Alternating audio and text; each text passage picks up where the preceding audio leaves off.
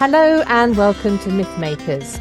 Mythmakers is the podcast for fantasy fans and fantasy creatives, brought to you by the Oxford Centre for Fantasy. My name is Julia Golding, and today I am joined by my good friend and also a lecturer in English literature at the University of Manchester, Dr Ingrid Hanson. And we're going to be discussing William Morris, and in particular, his fantasy novel, The House of the Wolfings, which I think will absolutely fascinate you Lord of the Rings fans out there. So first of all, Ingrid, hello. Tell us a little bit about who William Morris is. Some people may have vague ideas that he's something to do with furniture and fabric, but there's much more to him than that. That's a very good point. And yes, when I tell people that I work on William Morris's work, people know that I'm an English literature scholar and they sort of go, "You mean the wallpaper man?" Which seems a bit surprising to people. And I do mean the wallpaper man. But indeed, Morris is much more than the wallpaper man. So in his own time, he was most well known as a poet, actually. The poet of the earthly paradise is how he became known in the sort of mid-19th century, around about when he published that in the late 1860s.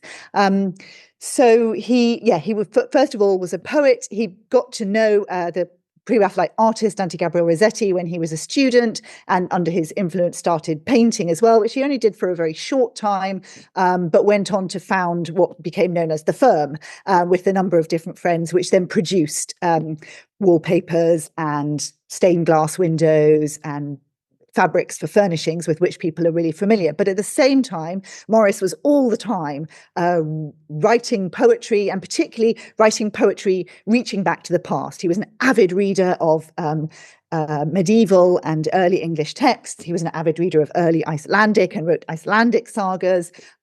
He did a translation of Beowulf towards the end of the 19th century. But he also, in 1883, encountered socialism, having become disillusioned with the sort of liberal politics to which in which he'd started to get involved. He converted as he saw it, crossed the river of fire and became a socialist, and became a very active campaigner for what he called the cause, which earlier in his life he used to refer to the idea of beauty of life. And he saw beauty of life as something that was inherent in art, by the people, for the people, a joy to the user and maker, as he described it in a lecture of 1883. That cause then became for him coterminous, really, with the cause of socialism. That is, a kind of equality for people, as he said, that there should be no brain-sick brain workers nor heart-sick hand workers, but equality of condition. That's Morris's thinking. And meanwhile, he continued all the time, as well as setting up a socialist newspaper and going up and down the country, preaching to try to convert people to the cause of socialism, getting really involved in that. He also continued to write poems and long poems, narrative poems, shorter poems, stories. And in the 1880s, then he started to write what I would call proto-socialist romances, including The House of the Wolfings in 1888. Yeah, so when we think about where he fits in respect to the Inklings, C.S. Lewis and Tolkien, we're talking about someone who would be in their grandfather's generation, or a very old father. His written work was what they were reading when they were growing up. So he fed into the 20th century fantasy writers. So the reason why we've talked about William Morris in the broader strokes before, if you want to dig back through the Mythmakers archive, but this particular story, The House of the Wolfings, and it also has a follow-on, doesn't it? It's just to give you a flavour of what it's about. It's reimagining the lives of the Germanic Gothic tribes resisting the Romans. So it's not real, but it's set in a vaguely real historical moment. And we're in the middle of the European continent in the vast forest of, guess what? Mirkwood. So do you want to tell us a little bit more about the characters who are the sort of central thread of this story? Yeah, so the story starts with, it's important, from my perspective, it's important to say that I am going to tell you about the central characters, but characters is really important. This is a text that is about community, and that's really important in Morris's writing always. He's not about, we do have lone heroes. We have the central hero, Theodulf, in this text, and you'll see from that name the kind of way Morris is reaching back to earlier forms of Old English. But Morris is interested in the community of the Wolfings. That's why it's called the House of the Wolfings. He tells us that at the beginning about where they live, about the way that they fish the local rivers and they consider the rivers to be their friends. It's actually a book that's really interested, for those of you who are interested in questions of ecology, it's a book that's really interested in the relationship between people and the land on which they live, people and the earth. And Morris sees that relationship as one that is kind of two-way. It's a reciprocal relationship in this text. So it begins with the call to war of the Wolfings, and it's a kind of war in which then there needs to be a sort of gathering of the tribes against the incursion of the Romans. And the sort of war leader is Theodulf, and his love interest, who is also in her own right a powerful prophetic leader, is Whoreson. So we have these two really Whoreson, hang on. Whoreson is the daughter. Yes. Woodson is the lover. Yes. His two female characters have similar names. So we've got in the hall, Whoreson, who acts like a sort of priestess guarding the Vestal flame. That's a Roman term. I shouldn't use that. And then we've got out in the wood, the more nature demigod figure of Woodson. Yeah.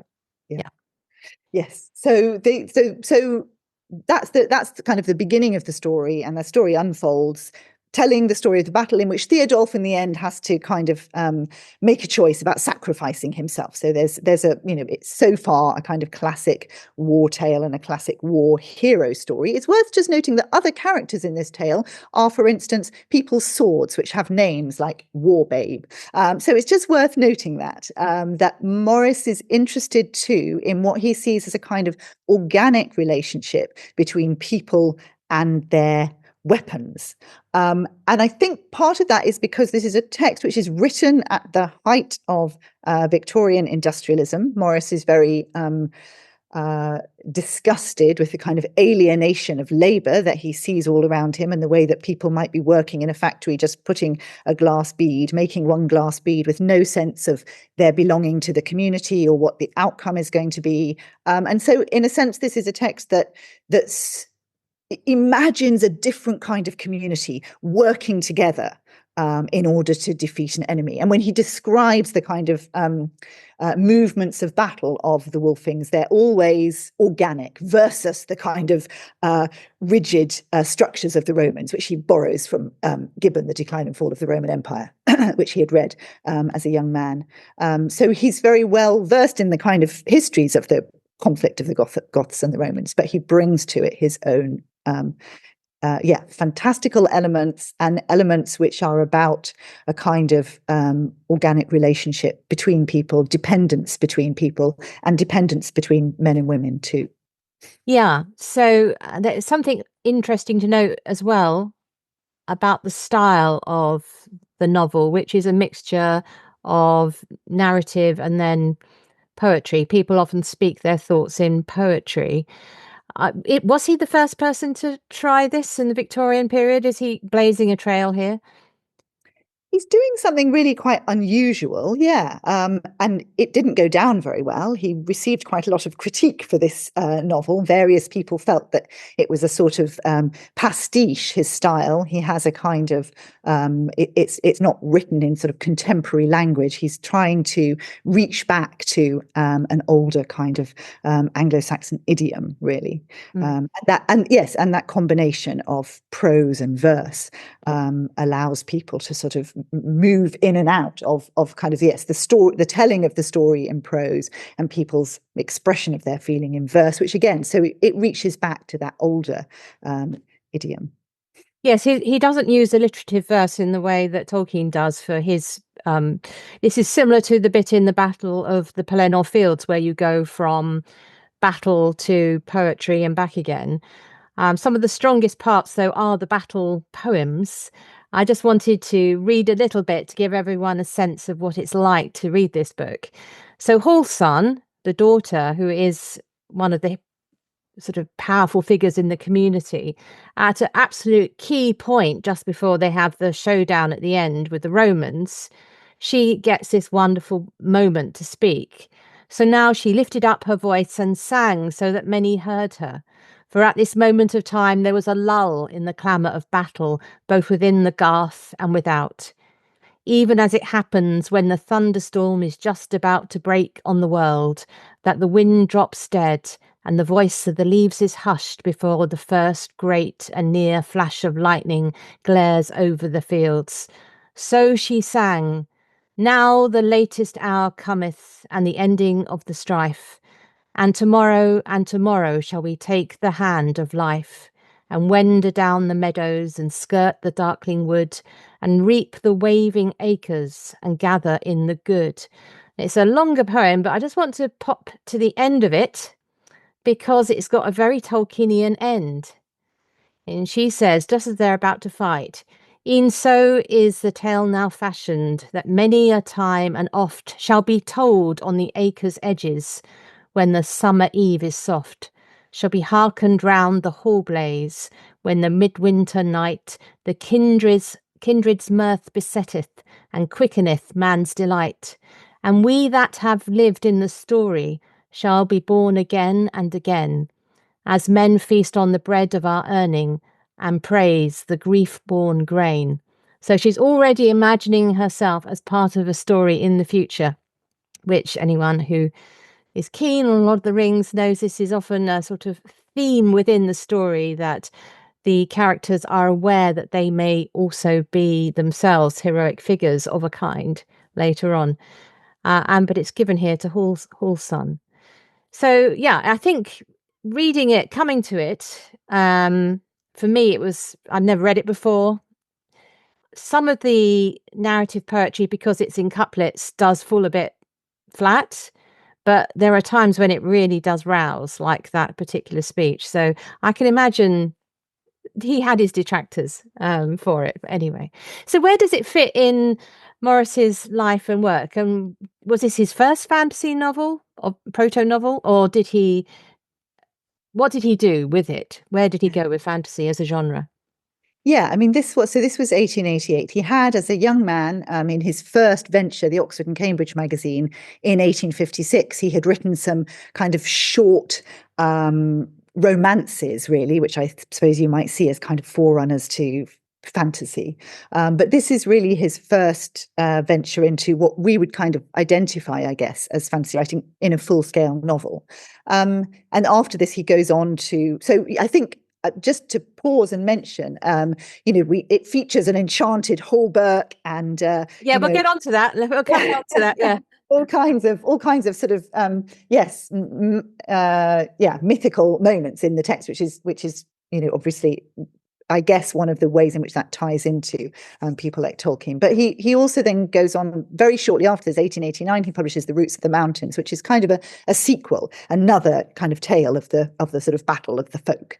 And then he doesn't really go on to publish another. He has a few years before he publishes the rest of his romances, and then he publishes 5 romances across the last few years. He dies in 1896, and the last one, The Sundering Flood, is in progress. He's almost finished it as he dies. So he has 5 late romances across sort of 1890 then to 1896.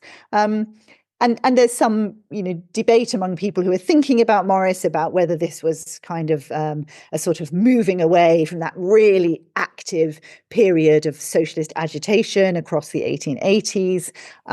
There are others in his own time who were trying to find in these fantasies a kind of a sort of allegory in all of them about socialism, and Morris was fairly dismissive of that. But I think he is working out in these romances some of his own. He's always interested in alternative worlds. In 1890, just after The Roots of the Mountains, he publishes News from Nowhere, an enduringly wonderful utopian fiction of the future, which is one of the really few utopian texts in which people who disagree in the utopia don't have to be ejected. The usual process with a utopia is you can have this wonderful world in which all kinds of things are transformed into kind of a good space, but if people disagree, they must in some way be kept out in order that it retains its perfection. Morris manages to have a kind of imperfect but good utopia where people are allowed to disagree, which is really quite radical. So that idea of people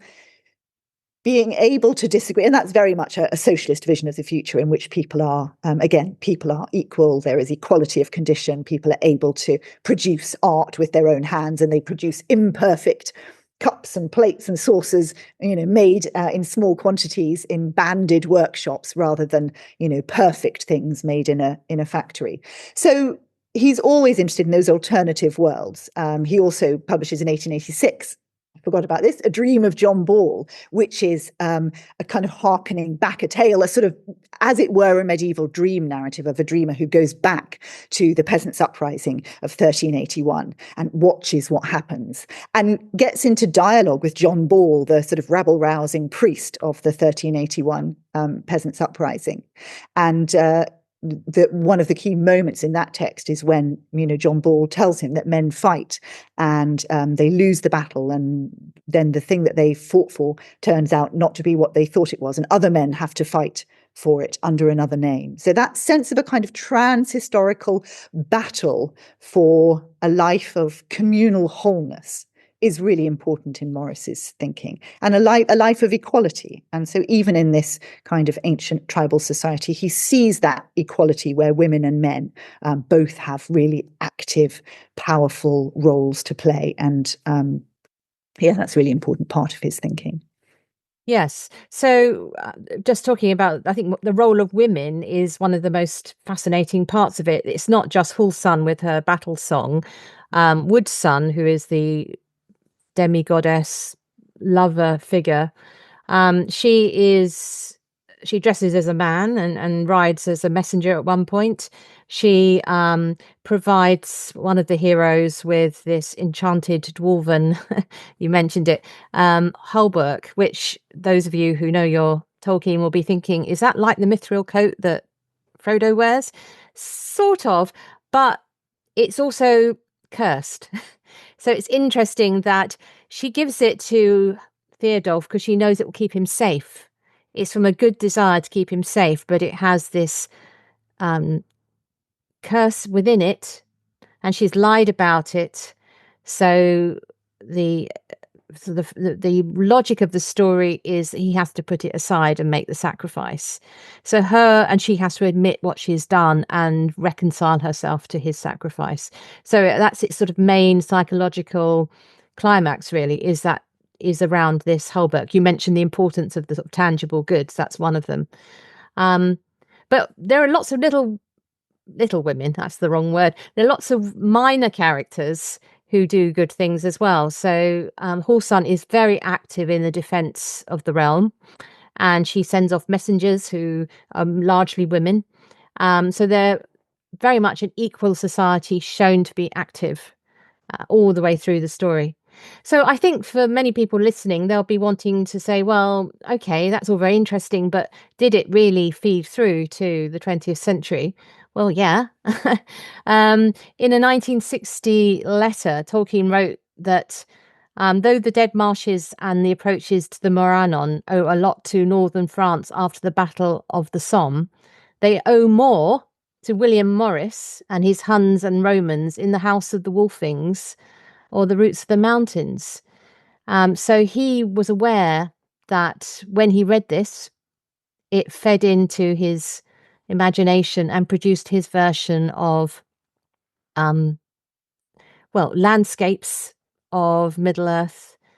Here he's talking about the Gates of Mordor area, but you can also see the connection to particularly the Rohan culture. I think it's also interesting, though, to unpack what he does that is different. Because I was just talking about Morris's characters being, the female characters in particular, being very active. It's notable that in the Rohan culture and in most of the female characters in Tolkien is that they are isolated and they're not in community with other female characters, which is, you could see the change, how someone else does it differently who's not a socialist in the William Morris vein. There's definitely an echo of Hall's son in Erwin, and Wood's son, for those of you who like to dig back into the Silmarillion, she is very like Melian, who is a Maya figure who's sort of half sort of semi-divine, mother of Luthien. So it's very interesting to sort of see what he does with these characters and threads them into similar characters in his own Middle-earth narrative. What about the evocation of landscape in it? So we've talked about the community aspect, but I think the landscape itself is a character too, isn't it?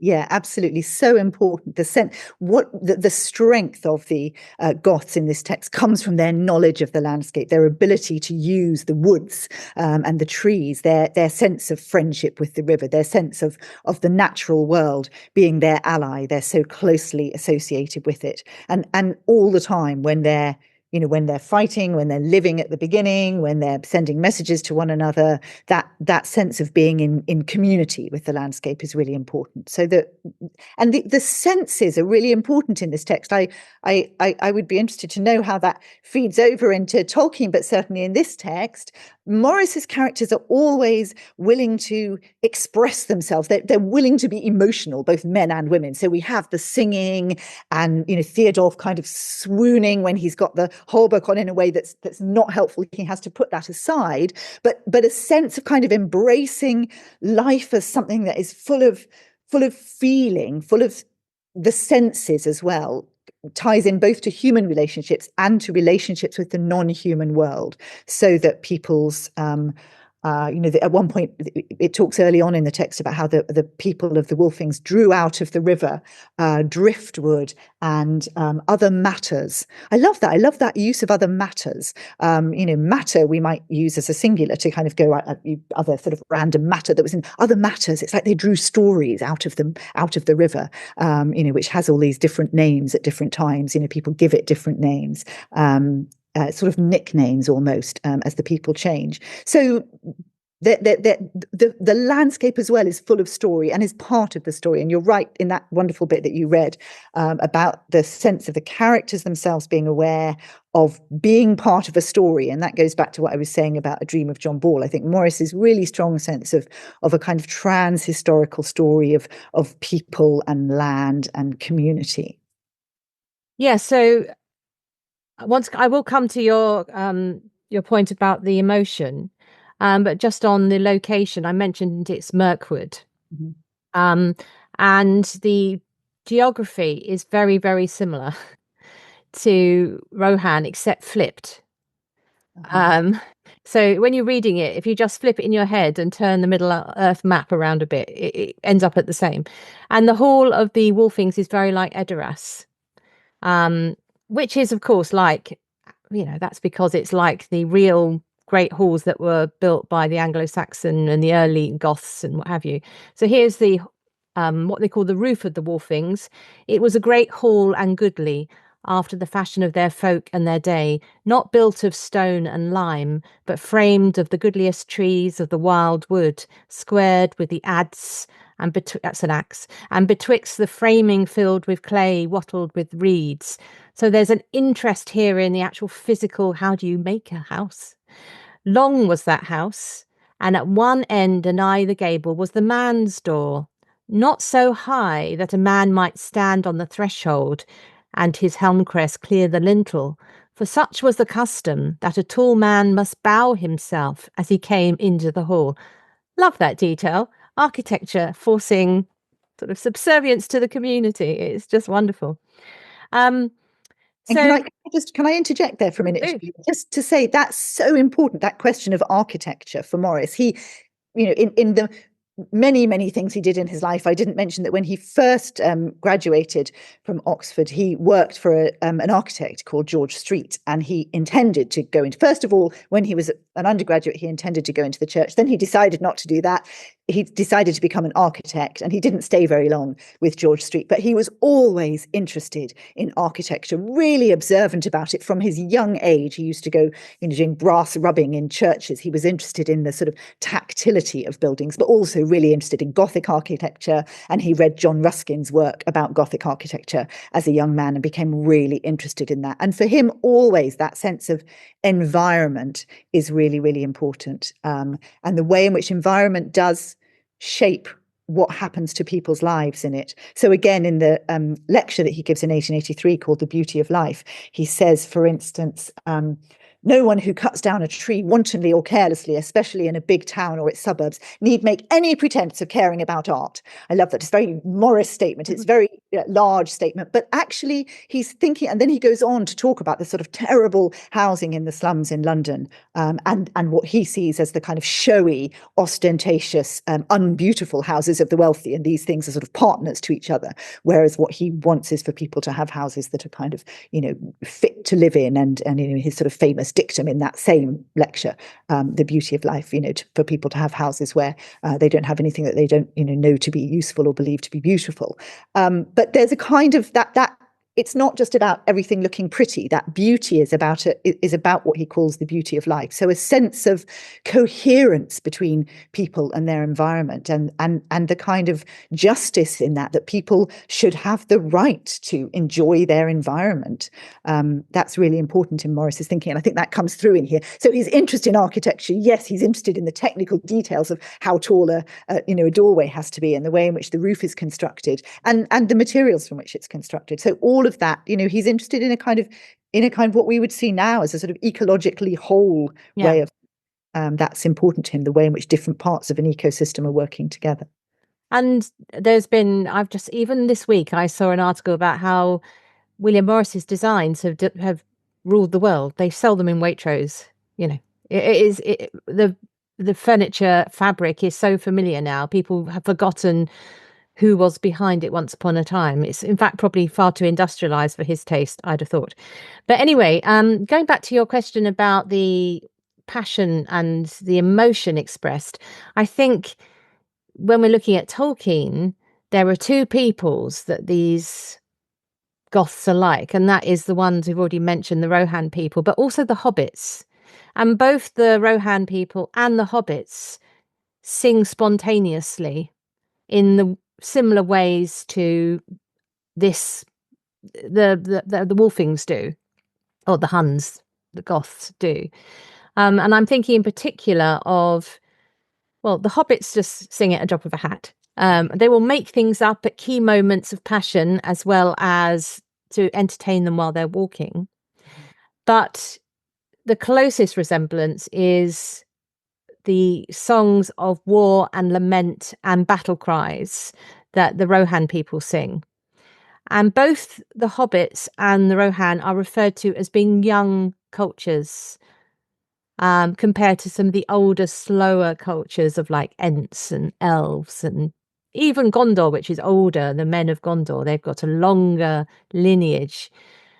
The fierce, intense appetites is a good way of putting it, of the Rohan people and the hobbits sort of make them the closest. And it's interesting, it's the Rohan people who knew of or had stories about hobbits in their culture, and everyone else has forgotten them. Treebeard has no idea they exist, whereas Rohan did know. And so, for example, just so you can get the sense of where they converge, in the House of the Wolfings, at the end, there's this final celebratory funeral feast where Halfson again gets to do the sort of elegy. It's a longer elegy, but I'm going to read you a bit because it imagines the reward for the war leaders, Theodulf and his fellow war duke, Otter, who both, sorry folks, it's not a happy ending for them. They have both died in battle, and so they're getting their reward in the afterlife. And so she sings, "Warfather gleams where the white light streams round kings of old, all red with gold. And the gods of the name with joy aflame, all the ancient of men grown glorious again, till the slain's father crieth aloud at last, here is one that belieth no hope of the past. No weapon, no treasure of earth doth he bear, no gift for the pleasure of Godholm to share, but life his hand bringeth, well cherished, most sweet. And hark, the horse singeth, the folk wolf to greet. So all that Theodulf takes into the afterlife is his name. He can't take his dwarf Holberg, but he gets a greeting because he's gone there, having lived up to his name and his forefathers, which is very, very similar to the sort of laments and elegies that you get. And Theoden, as he dies on the battlefield, says he won't be ashamed to be in the house of his fathers. So there's a connection there for this. Yeah, they are both very, you can see that they are related to each other in that sort of young, tribal, passionate, quite close to the land, full of horses, by the way. I haven't mentioned the horses yet, but they've got a very similar cultural background. So that's where I would see it lying in Tolkien. But it's not really, I don't really mean this to be, we should only be interested in it because it leads to Tolkien, because I think it's much more interesting than that. It's looking at what Morris is doing about reimagining a prehistory for this part of Europe. Because if you think of the real Roman Empire, this is where it stops in the woods of Germany, never goes any further. It's met its frontier. So it's like the frontier wasn't Asterix, it was over here. And so this is where the old tribes meet the new people arriving.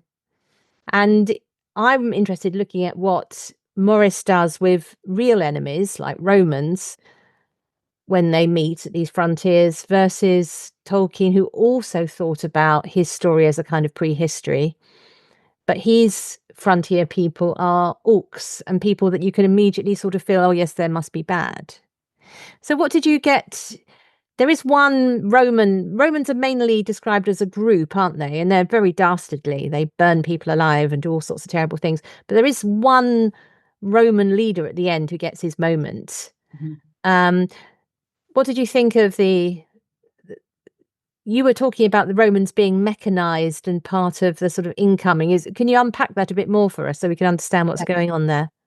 Yeah, I think that's really important for Morris. He writes elsewhere, he has an essay that he writes with a fellow socialist called Ernest Belfort Bax called The Development of Modern Society. And they look back at the kind of Goths and the Romans and their encounter and what happens. And Morris sees the Romans very much as he's kind of imagining them, at least, as kind of proto-Victorian capitalists. So this is not, it's quite important to say, this is not a text that is a kind of patriotic nationalist text. Morris is not interested in patriotism or nationalism.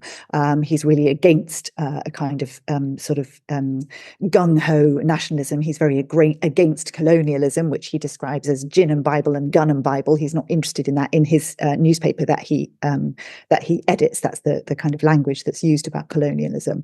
And Morris isn't interested in that. He's not interested in a kind of so he's not interested in a kind of patriotic battle for the land, but he is interested in thinking about a kind of wide trans-historical community. In some ways, I think Morris's kind of thinking, we might see it as more akin to what present-day anarchists would see as bioregionalism, i.e. a kind of association of different groups of people with the kind of environment in which they live.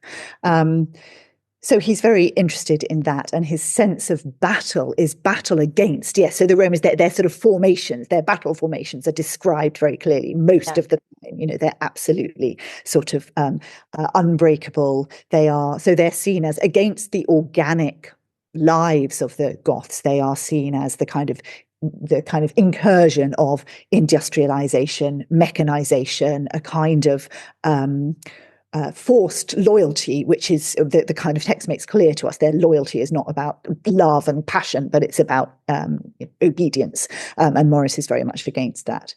So I think that's an important part of the text. I think the text is not uncomplicated in some ways. And for myself, as a reader of Morris, who is also very much against war, I think it's interesting to see the way in which he uses it. And he changes over his life, his sort of sense of the extent to which he is against war, but his imagination of battle is almost always an imagination of kind of struggle, the continuing struggle against what is wrong. And so he constructs this enemy that is an enemy who yes, certainly is powerful and he doesn't other them in a sense. They're sort of accessible. You see and know who they are. And he does allow, yes, for the odd exception. That's always the case. That's always the case for Morris. Whatever the situation, there's room for the exception. There's room for the person who makes a different decision.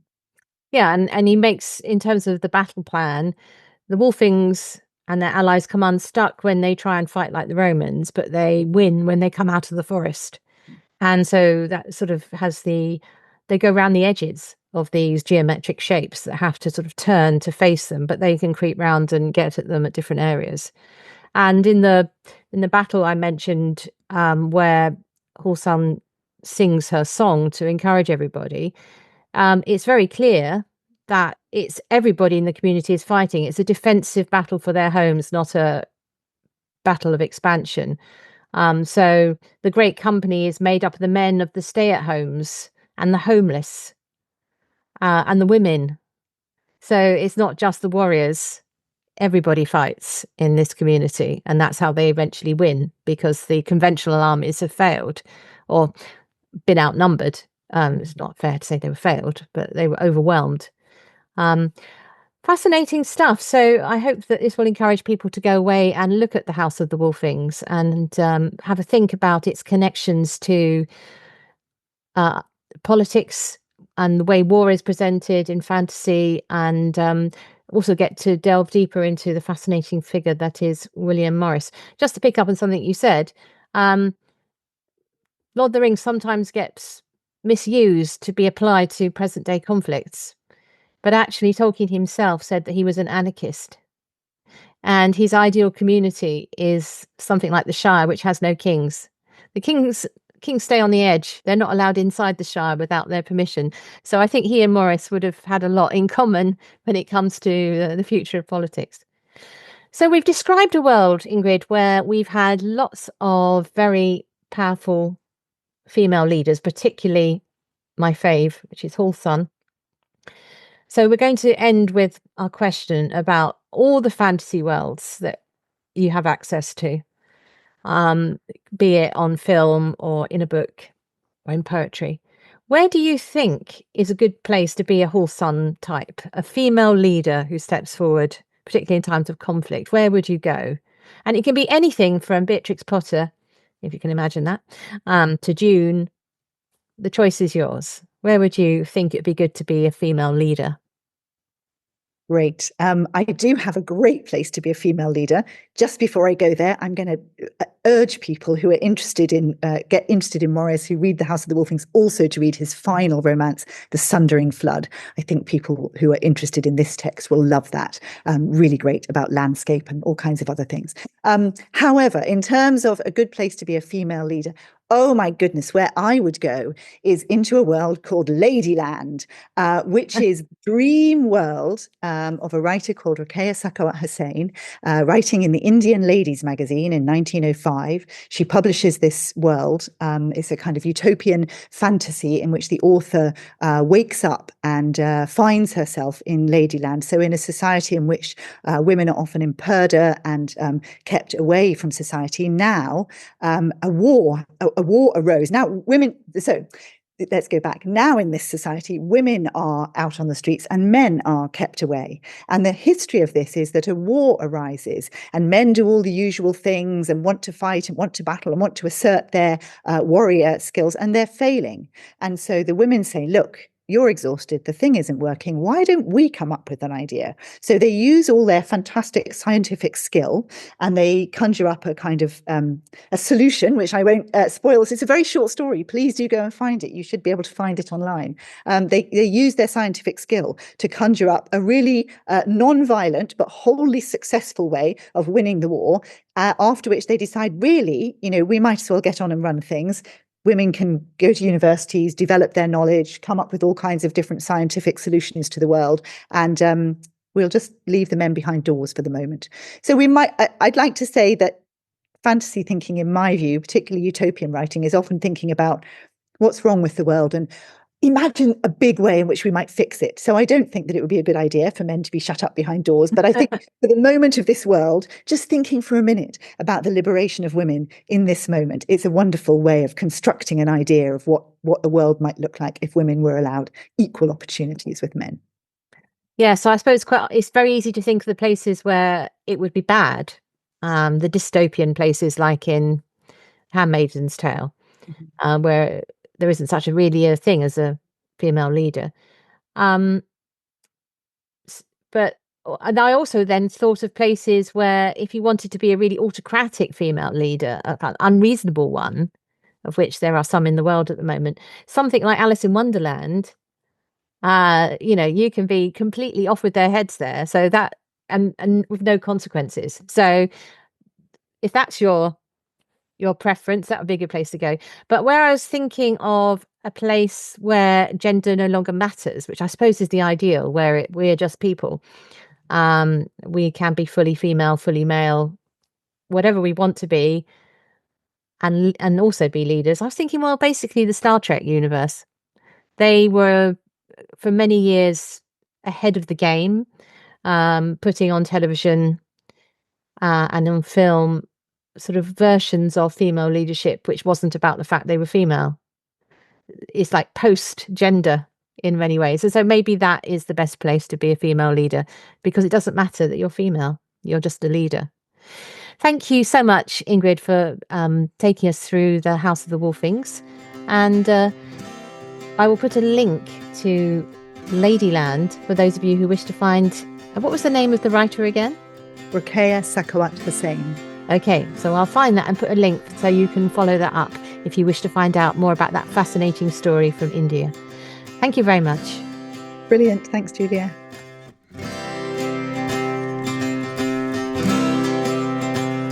Thanks for listening to Mythmakers podcast, brought to you by the Oxford Centre for Fantasy.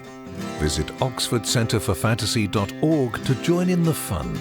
Find out about our online courses, in-person stays in Oxford, plus visit our shop for great gifts. Tell a friend and subscribe wherever you find your favourite podcasts worldwide.